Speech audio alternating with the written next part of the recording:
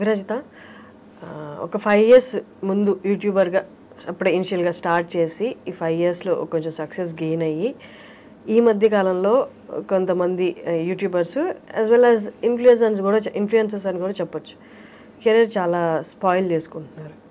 ఇది చూసిన పెద్దవాళ్ళు కానీ బయట కొంచెం పలుకుబడి ఉన్న వాళ్ళు లేకపోతే జీవితంలో సెటిల్ అయిన వాళ్ళు ఏమన్నారంటే, వీళ్ళకి ఏజ్ మెచ్యూరిటీ రాకముందే సక్సెస్ చూసేశారు, డబ్బులు చూసేశారు, అది ఏం చేయాలో తెలియక విపరీత ధోరణిలోకి వెళ్ళిపోయి ఇలా కెరీర్ లైఫ్ కూడా స్పాయిల్ చేసుకుంటున్నారు అంటున్నారు.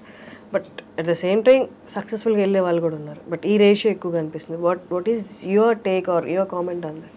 ఏమంటే that's a very individualistic thing అంటే we can't pass a comment on that because మారుతారు కదా. అంటే 10 years బ్యాక్ ఇండస్ట్రీ ఉన్నట్టు ఇప్పుడు ఇండస్ట్రీ లేదు, 20 years తర్వాత ఇలా ఉండదు. సో స్పాయిల్ చేసుకుంటున్నారు, పతనం అయిపోతున్నారా అన్నది అంటే దాని ఆఫ్టర్ ఎఫెక్ట్స్ ఎవరికి ఇమీడియట్గా దేని ఆఫ్టర్ ఎఫెక్ట్స్ తెలియవు. ఇట్ హ్యాపెండ్ అంటే అది that's a very personal thing and individualistic thing. ఎవరు కావాలని కెరియర్ స్పాయిల్ చేసుకోవాలి అనుకోరు. ఎక్కడో చేసిన ఒక యాక్ట్ అది పైలప్ అయ్యి అండ్ సమ్హౌ బర్స్ట్ అయిపోతుంది మీడియాకి వచ్చేసరికి. అది చిన్నది కూడా భూతద్దం అయిపోయి పోర్ట్రే అవుతుందో మరి that's intentional or unintentional coming out అంటే. అండ్ మేబీ పబ్లిక్ కూడా ఎక్కువ అటాచ్ అయిపోవడం వల్ల వాళ్ళు ఎవరినైతే అభిమానిస్తారో వాళ్ళ మీద చిన్న ఇది వచ్చినా సరే దాన్ని వాళ్ళు తీసుకోలేక బ్యాక్ లాష్ అవ్వడం అగైన్ అంటే it's a very personal. But ఈ పబ్లిక్గా ఉన్నప్పుడు, పబ్లిక్గా వాళ్ళు విజిబుల్గా ఉన్నప్పుడు, వాళ్ళ వర్క్ విజిబుల్గా ఉన్నప్పుడు డూ యూ థింక్ అంటే వాళ్ళు ఎక్స్ట్రా కాన్షియస్గా ఉండాలి? దట్స్ వాట్ అంటే సీనియర్ యాక్టర్స్ కానీ ఈ ప్రొఫెషన్ ఎప్పటి నుంచో ఉన్న వాళ్ళు చేస్తున్నారు. అది వాళ్ళు ఇంకొక కొంచెం ఎక్స్ట్రా ఉండాలి కేర్ తీసుకుంటారు ఐడియల్లీ. బట్ అంటే ఇట్స్ బోత్ వేస్. అంటే the person has to be extra careful because there is too much attention on you. And otherwise also చిన్న ఇష్యూస్ని కూడా because they are celebrities or because they are public figures అది ఎక్కువ portray అవ్వడం. అంటే it's normal. అంటే నువ్వు నడుస్తూ ఒక దగ్గర ఒక మెట్టు స్లిప్ అయి పడిపోయావు అంటే ఒక మామూలు మనిషి పడిపోతే అక్కడ గతుకుంది, మెట్టు స్లిప్ అయి ఒక సెలబ్రిటీ పడిపోతే ఆ గట్టులో వీళ్ళు నిర్లక్ష్యంగా నడిచారు. I mean it's towards human. అంటే కాలు స్లిప్ అయి పడ్డారు అంటే ఏ మనిషి అయినా స్లిప్ అయి పడే ఛాన్స్ ఉంది. దాన్ని పబ్లిక్ ఫిగర్కి వచ్చినప్పుడు ఎక్కువ పోర్ట్రే చేస్తారు. నార్మల్ పర్సన్ అనేసరికి ఇట్స్ ఓకే, ఇట్స్ ఫైన్ అన్నట్టు ట్రీట్ చేస్తారు. Yeah they have to be extra conscious and I think the people in media also have to little chill down. I mean, వాళ్ళు మనుషులే కదా. కానీ మర్చిపోతున్నారు తప్పుల్ని కూడా. ఎంత స్పీడ్గా పాపప్ అవుతున్నాయి అవన్నీ డైల్యూట్ అయిపోతుంది. somehow పబ్లిక్ తో డైల్యూట్ అయిపోతుంది కానీ వాళ్ళ పర్సనల్ లైఫ్స్ లో వాళ్ళ ఫ్యామిలీస్ మీద పడిన ట్రామా 4 రోజులే రచ్చ ఉండొచ్చు. బట్ ఆ 4 రోజులు ఫ్యామిలీ కానీ ఆ మనిషి కానీ పడిందంతా వీళ్ళు 4 రోజులు అయ్యాక మర్చిపోతారు. Today's newspaper tomorrow's waste paper అన్నట్టు ఉంటారు. కానీ ఆ ఫ్యామిలీ అండ్ ఆ పర్సన్ గో త్రూ అయింది సమ్ ఇయర్స్ టుగెదర్, వాళ్ళు అది క్యారీ చేస్తారు. Somehow we forgot to be kind అనిపిస్తుంది నాకు. అదైతే అనిపిస్తుంది. అంటే ఇన్విజిబిలిటీ కదా కామెంట్స్ కానీ ఏదైనా అంటే ఐడెంటిటీ లేకుండా మాట్లాడేస్తున్నాం కానీ ఒక ఐడెంటిటీ ఉన్న మనిషి గురించి మాట్లాడుతున్నాం కదా, ద ఫర్గెటింగ్ ఇట్ అంతే. అది హక్ అనేసుకుంటున్నారు. ఏంటి ఫ్యూచర్ ప్లాన్స్ అండి? హౌ యూ వాంట్ టేక్ ఇక్కడ నుంచి ఎలా వెళ్దామని, where you want see yourself? So definitely the same field, pursuing acting. నాకు ఇంకేం రాదు అంటే అఫ్ కోర్స్ చదువుకున్నాను, జాబ్ వస్తుంది కానీ నేను అది చేయాలనుకోవట్లేదు కాబట్టి ఇటు వచ్చాను. And yeah films is what I'm aiming at. 5 years down the lane అంటే కొంచెం ఇయర్ ప్రొడక్టివ్గానే ఉంది. లాస్ట్ ఇయర్ కూడా ఇట్ వాజ్ ప్రొడక్టివ్ ఎనఫ్, 2 సిరీస్లు హిట్ అండ్ ఆల్. సో కొంచెం హోప్ అయితే కనిపిస్తుంది. as long as somebody is not ready to stop me, I will go.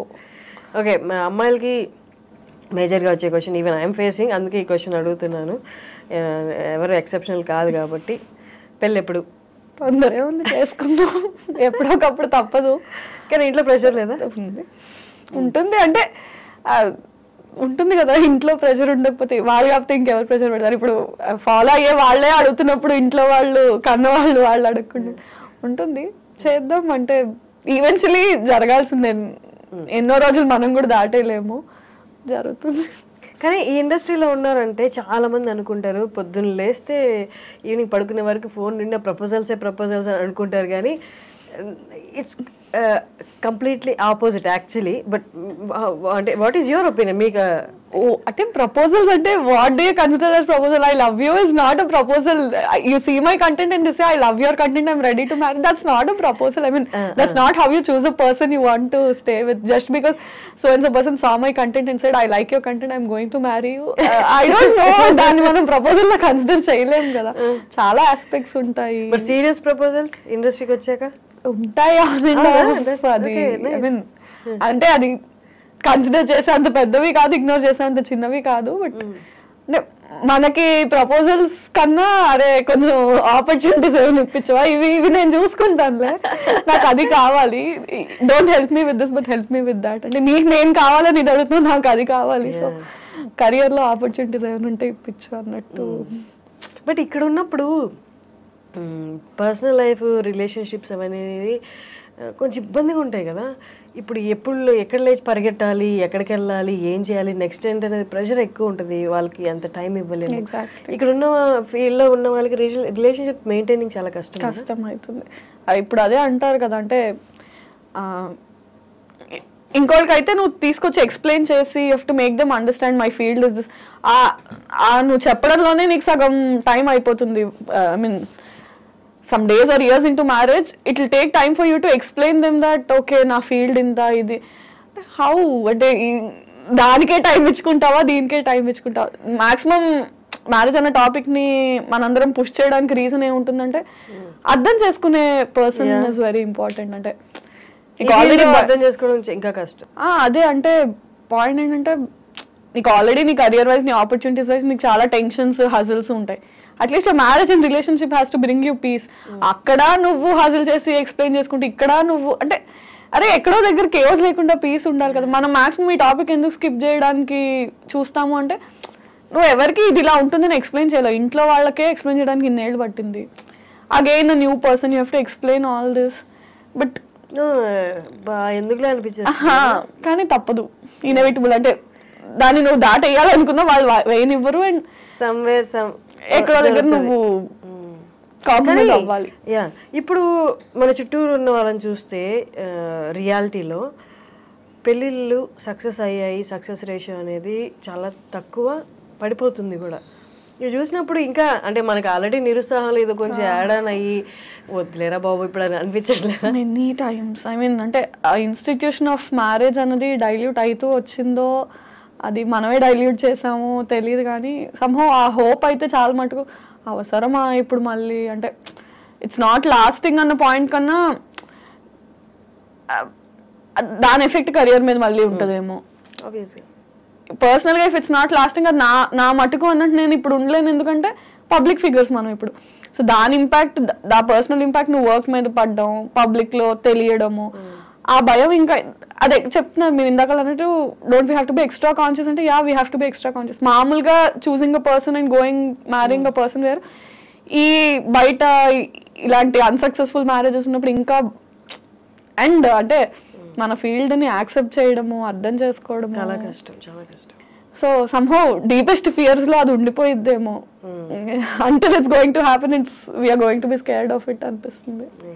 ఏంటి ఇన్ఫినిటంలో నెక్స్ట్ ఏదైనా ప్రాజెక్ట్ డిసైడ్ అయిందా, లేకపోతే what is your next? So ప్రస్తుతానికి పెళ్లివారమండి ఇంకొక 2-3 ఎపిసోడ్స్లో అవుతుంది. అయ్యాక ఆల్రెడీ ఒక ప్రాజెక్ట్ రన్ అవుతోంది, జానకి సమేత రఘురామ అని. అది అండ్ చూడాలి, ప్రీవియస్ హిట్ అయిన సిరీస్ సీక్వెల్స్ ప్లాన్ ఉన్నాయి. అంటే I did a series call date with boss, దాని సీక్వెల్, రాధా గోపాలం దాని సీక్వెల్ ప్లాన్ అయితే ఉంది.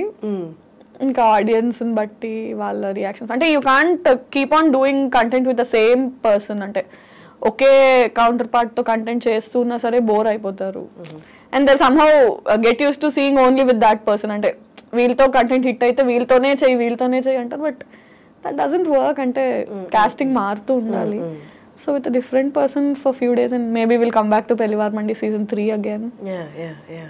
ఇప్పుడు చాలా మందికి వ్యూవర్స్కి ఉన్న క్వశ్చన్ ఏంటి అంటే ఛానల్స్లో అయితే దే పే యూ మంత్లీ ఇట్లా అని, బట్ యూట్యూబ్లో వచ్చేసరికి అంటే ఈ వ్యూవర్షిప్ని బట్టి దే పే యూ ఆర్ మనకి సినిమాలో లాగా పర్ డే అలాగా లేకపోతే ఈ ప్రాజెక్ట్ కింద అని? ఐఎమ్ అన్ ఎంప్లాయీ, సో అది ఛానల్స్లో లాగా మంత్లీయే పే ఉంటుంది. అంటే ఇట్ డిపెండ్స్, అంటే ఫ్రీలాన్సర్స్ అయితే ఒకలా ఉంటుంది, ఎంప్లాయీస్ అయితే ఒకలా ఉంటుంది, if you own a channel ఒకలా ఉంటుంది. అంటే నాకంటూ నా ఓన్ ఛానల్ ఉండి if I'm associated with it partnership లాగా this part of revenue belongs to me, this part percentages ఉంటాయి. ఫ్రీలాన్సర్స్ ఉంటే నంబర్ ఆఫ్ డేస్ కానీ పర్ సిరీస్ కానీ ఉంటుంది. నేను ఎంప్లాయీని కాబట్టి నాకు అట్లే ఉంటుంది monthly, so number of videos per month అలా. So it depends on different people. Now that I am associated with Infinitum, I am an employee with Infinitum. So salary. Finally Prasad గారు నేను ఇంటర్వ్యూ చేశాను. అమ్మో అమేజింగ్, అసలు తన talent, తనకి వాక్చాతుర్యము, writing మీద ఉన్న గ్రిప్ అసలు ఎంత అంటే, నాకు తెలిసి నేను చూస్తున్నా 3-4 ఎపిసోడ్స్ ఏమో చూసినప్పుడు ఒక దాంట్లో రైటింగ్ అనేది ఎక్కడొక్కడే ఎవాపరేట్ అయిపోద్ది, ఇంకా స్కిల్ అంతా ఎవాపరేట్ అయిపోయి ఇంకేముండదు, ఏదో ఒకటి సర్ది కట్టేద్దాం అన్నట్టు ఎక్కడా అనిపించలే. ఏ ఎపిసోడ్కి ఆ ఎపిసోడ్ అన్న ఆ మాటలు రాయడం కానీ చాలా టాప్ నాచ్ అనిపిస్తుంది. Very talented. నేను ఎప్పుడు ఆయనతో అంటాను, యూ హ్యావ్ సరస్వతి దేవి మీ దగ్గర ఉన్న రోజులు యూ విల్ ప్రాస్పర్ అని. అంటే ఈజ్ వెరీ టాలెంటెడ్ లేండి. అంటే ఆ విషయంలో అదే అంటున్నాను, చాలా మంది పాపం మన ఇండస్ట్రీలో మన ఫీల్డ్లో టాలెంటెడ్ ఉన్నారు. రైట్ టైం, తను కూడా చాలా రోజుల నుంచి ఉన్నాడు ఆల్మోస్ట్. అంటే I don't know how many number of years, but నేను వచ్చి 4 ఏళ్ళు అయింది, తను నాకన్నా చాలా ముందు నుంచి ఉన్నాడు.